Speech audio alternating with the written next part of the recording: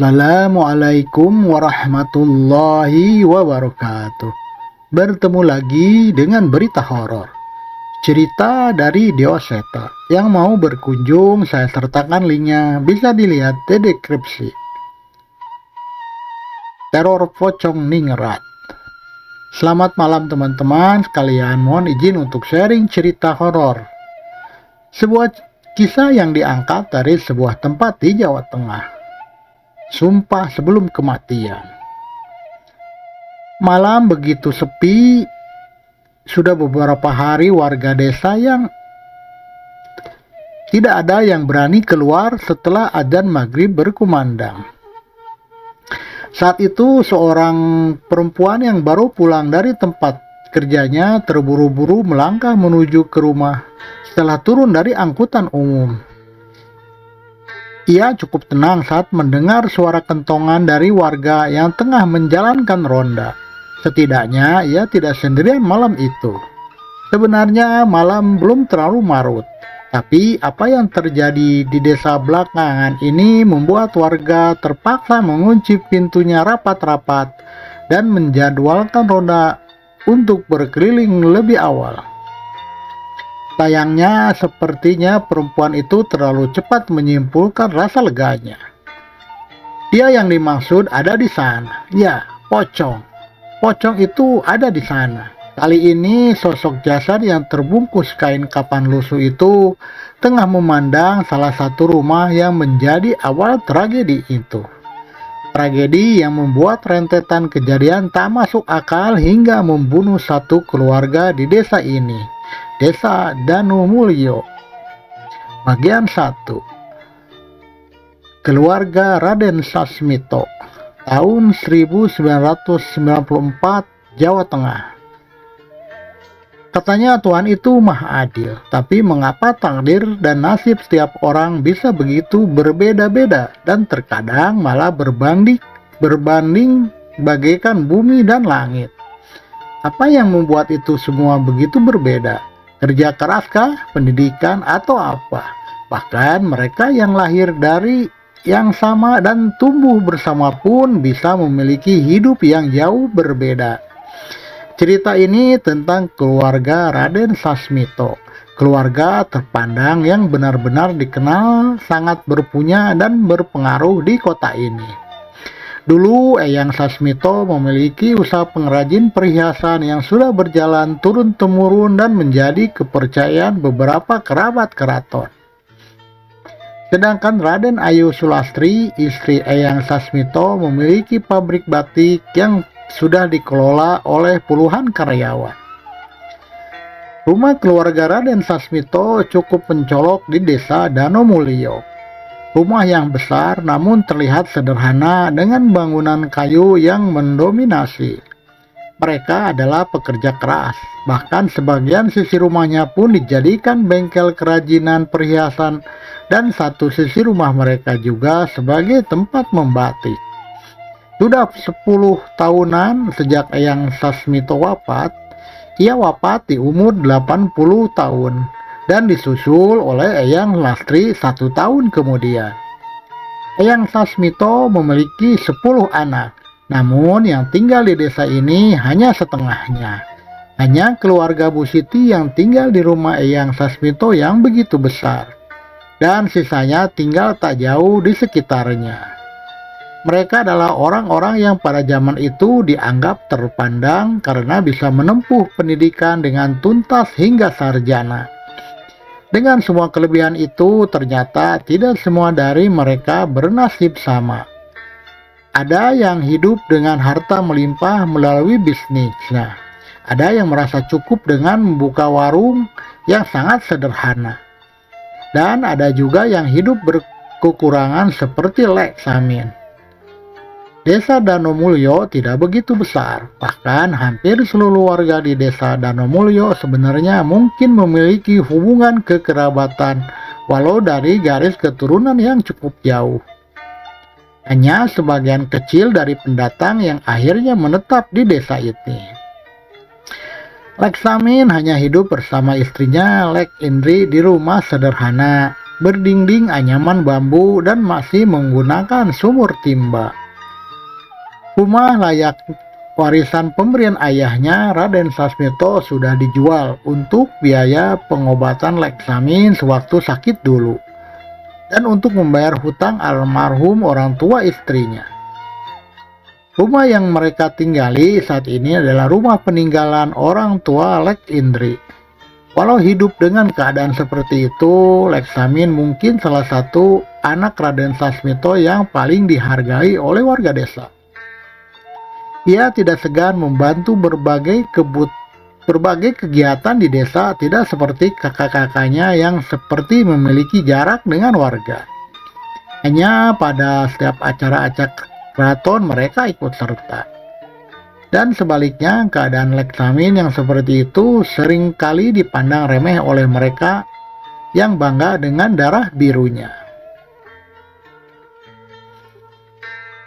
Kula nuwun, seorang pemuda SMA mengetuk pintu rumah yang benar-benar jauh dari kata layak untuk disebut sebagai rumah anak juragan. Hanya ada beberapa lampu bohlam kuning yang terpasang dan masih ada beberapa lampu sentir terpasang di dinding sebagai cadangan apabila mereka tidak mampu membayar listrik.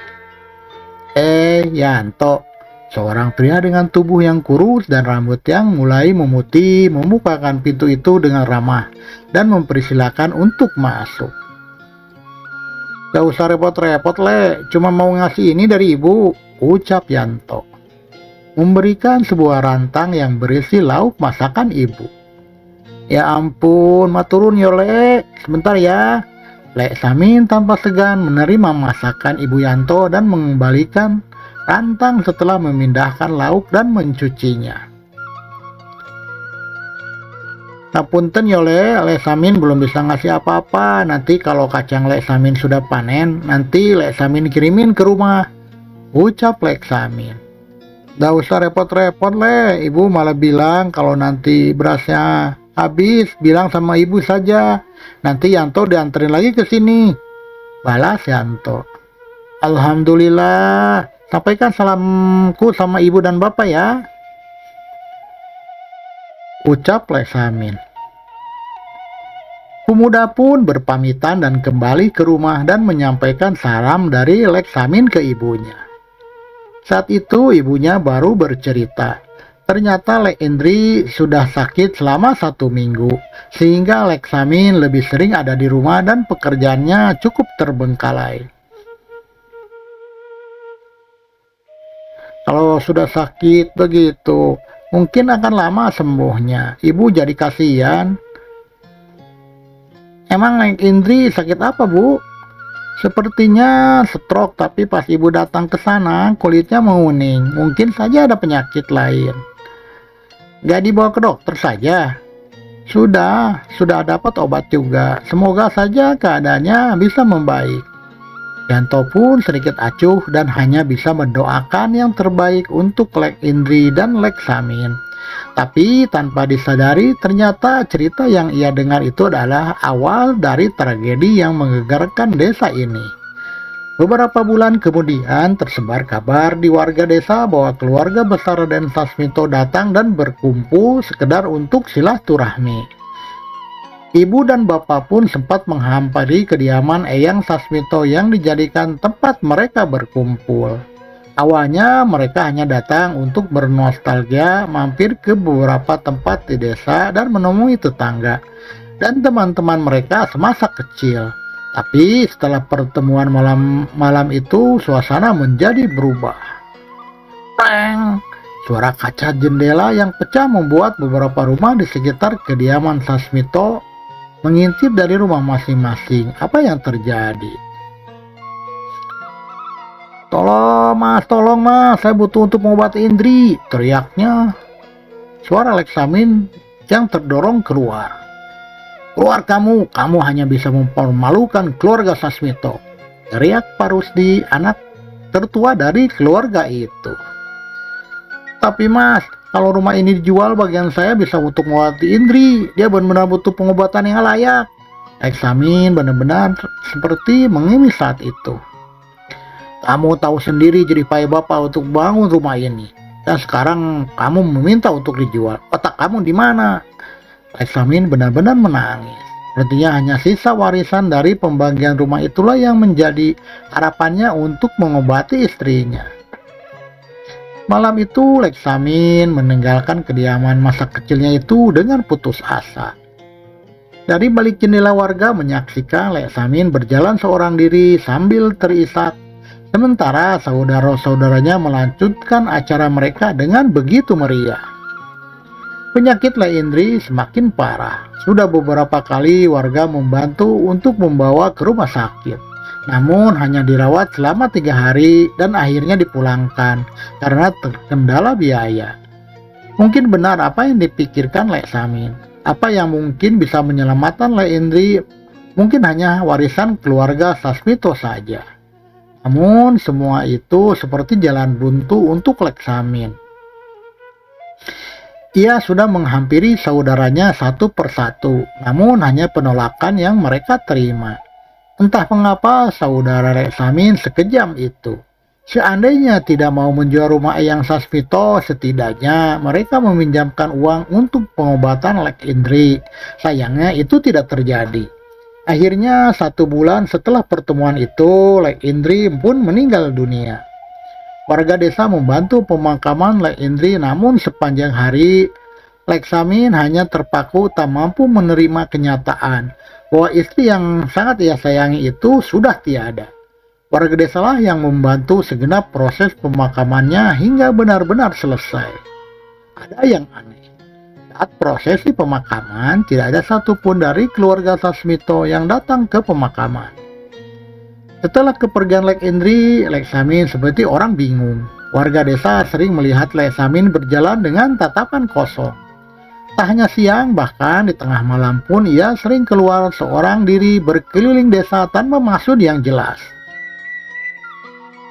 Tahu nggak, kemarin sempat Bu Siti sempat lari ke rumah Pak RT. Dia datang hujan-hujanan sambil ketakutan. Cerita warga.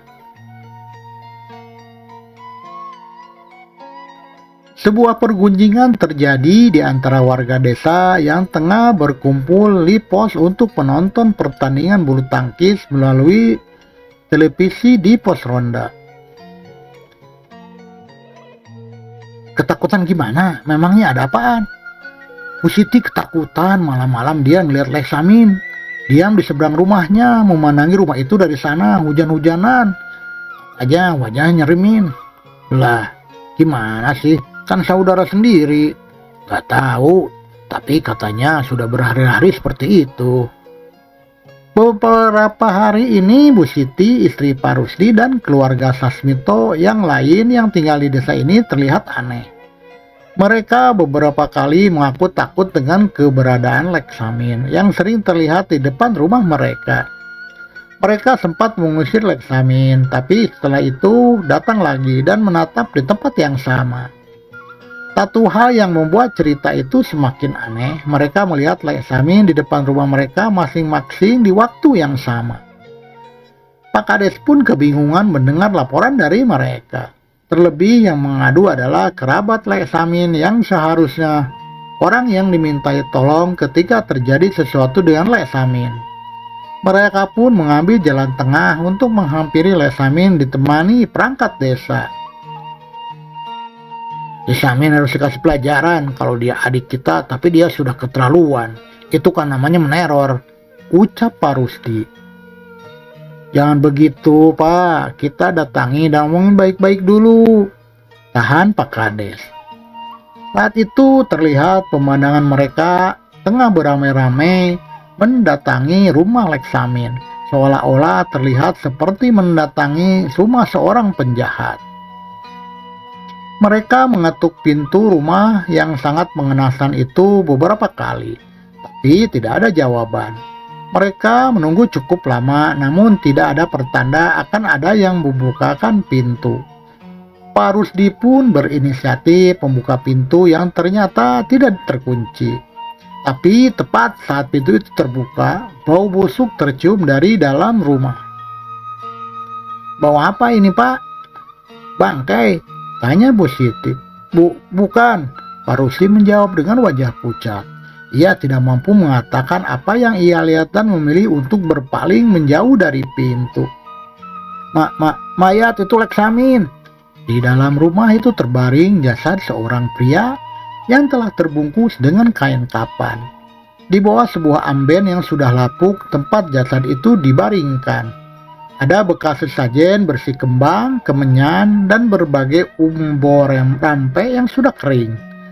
Dengan mudah warga desa bisa mengenali bahwa itu adalah jasad Leksamin yang hampir membusuk.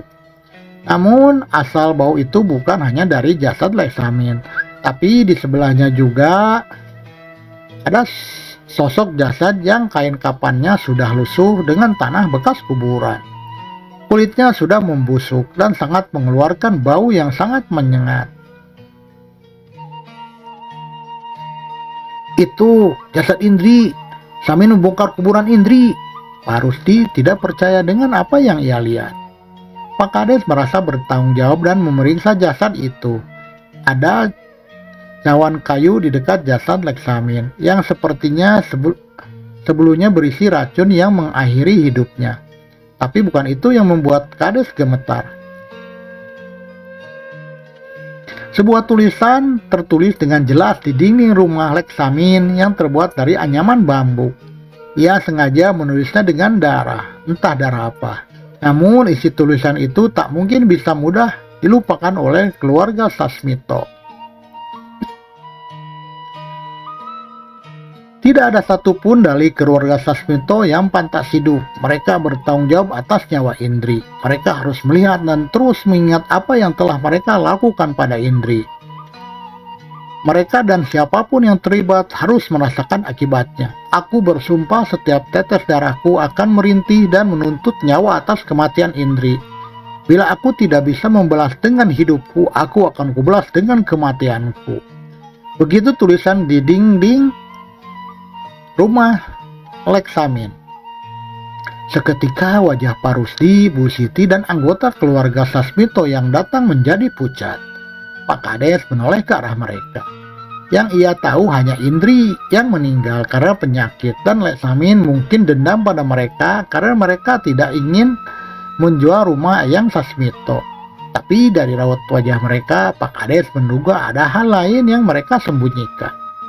Yang ada di kepala mereka saat itu, bila Leksamin sudah meninggal cukup lama. Lantas siapa sosok Leksamin yang ada di depan rumah Pak Rusli dan saudara-saudaranya setiap malam? Setelah penemuan jasad Leksamin dan Lek Indri, suasana desa menjadi berbeda. Cerita tentang kemunculan Leksamin di depan rumah anak-anak keluarga Sasmito juga sudah menjadi buah bibir di desa Danomulyo. Sementara itu, Pak Rusdi semakin sering terlihat di rumah Bu Siti di kediaman almarhum Eyang Sasmito. Wajah mereka begitu cemas dan semakin jarang berbicara dengan warga desa. Ini semua karena Mas Rusdi, kita nggak harus ngelakuin itu. Bu Siti dengan kesal terlihat kepada kakaknya bilang begitu. Aku cuma lanjutin apa yang Bapak lakukan. Kalian sudah tahu apa akibatnya kalau kita tidak melakukan itu. Bentak Pak Rusdi. Bu Siti terlihat bingung hingga matanya berkaca-kaca. Bagaimana ia menjelaskan pada suaminya tentang apa yang terjadi. Ia begitu takut dengan sumpah yang ditulis Leksamin di dinding rumahnya itu. Kring, kring. Suara telepon berbunyi memecah kebingungan mereka. Bu Siti pun mengusap air matanya dan mengangkat telepon itu. Halo? Mbak, ini Mbak Siti kan? Terdengar suara perempuan yang suaranya tidak asing di telinga Bu Siti. Erna, tumben telepon jam-jam segini, ada apa? Bu Erna adalah anak ketujuh dari keluarga Sasmito yang tinggal di Surabaya. Ia adalah adik dari Bu Siti dan Pak Rusdi. Mendengar nama Erna disebut, Pak Rusdi merasakan perasaan yang tidak enak dan menghampiri Bu Siti. Mbak Samin, Mbak, dia kesini, ucap Bu Erna. Mendengar ucapan itu, seketika wajah Bu Siti pucat. Ia pun menoleh ke arah Pak Rusdi. Gak mungkin, nak. Memangnya belum ada yang ngasih tahu kalau Samin sudah meninggal? ucap Bu Siti. Sudah meninggal. Tapi dia di sini. Tadi anak-anak yang nyuruh dia masuk. Sekarang dia di ruang tamu. Mendengar ucapan itu, Pak Rusdi merebut telepon dari genggaman Bu Siti. Itu bukan Samin, usir saja Erna, ucap Pak Rusdi. Mas Rusdi lagi di rumah Bos Siti. Iya, Mas ada urusan di sini sama Siti. Sudah, usir saja dia. Tapi Mas, kalau bukan Samin, bagaimana dia bisa tahu? Ucap Erna dengan nada gemetar. Tak tahu apa? Dia bertanya, siapa yang meletakkan foto dan rambut Indri di guci tua milik Bapak? Ucap Bu Erna sembari menatap ke ruang tamu di mana Leksamin sedang berada di sana, dan terus memandangnya dengan wajah yang pucat. Mendengar ucapan itu, Pak Rusdi menelan ludah. Gimana Mas? Aku jawab apa? Wajah Pak Rusdi dan Bu Siti menjadi pucat. Pak Rusdi pun menutup telepon itu dengan tangan yang gemetar. Kring, kring. Telepon itu berbunyi lagi. Bu Siti ingin segera mengangkat, namun Pak Rusdi melarang. Jangan diangkat. Tapi Erna, jangan diangkat. Pak Rusdi membetak adiknya itu hingga Bu Siti memutuskan untuk tidak mengangkat telepon dari adiknya itu. Ia pun mengambil jaketnya dan bergegas mengendari sepeda motornya meninggalkan rumah Bu Siti.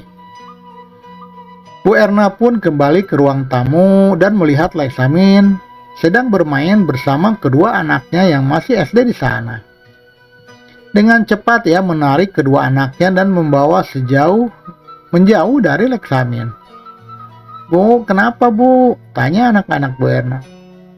Pergi kamu, teriak Bu Erna mengusir sosok yang menyerupai Leksamin. Kenapa disuruh pergi Bu? Kita kan masih mau main sama Leksamin, tanya anak-anak. Bu Erna tetap tidak menggubris ucapan anak-anaknya dan tetap mengusir Leksamin. Sosok yang menyerupai Leksamin itu tersenyum dan senyumnya terlihat begitu mengerikan di mata Bu Erna.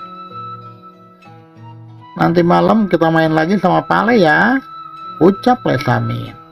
Mendengar ucapan itu, Bu Erna segera menyuruh anak-anaknya untuk masuk ke dalam rumah. Saat itu kembali menoleh, Leksamin sudah tidak ada di tempat itu. Sontak saja rasa takut Bu Erna semakin menjadi-jadi. Ia pun bergegas menelepon suaminya dan memintanya untuk segera pulang. Malam itu Bu Erna tidak bisa tidur dengan tenang. Suaminya sudah mencoba menenangkan istrinya itu, namun perasaan takut tetap menyelimuti dirinya. Akhirnya ia pun memutuskan untuk tidur di kamar kedua anaknya untuk menemani mereka. Langkah Bu Erna terlihat ragu. Ada perasaan yang sangat mengganggunya yang tidak dapat ia jelaskan. Dan baru saja ia membuka kamar anaknya, ia pun sudah disambut dengan pemandangan yang mengerikan. Malam itu terlalu mencekam untuk Erna yang masih kesulitan untuk berdiri di kamar anak-anaknya. Sosok pocong yang melayang di atas tubuh kedua anaknya, yang masih tertidur membuatnya tak mampu menahan rasa takutnya.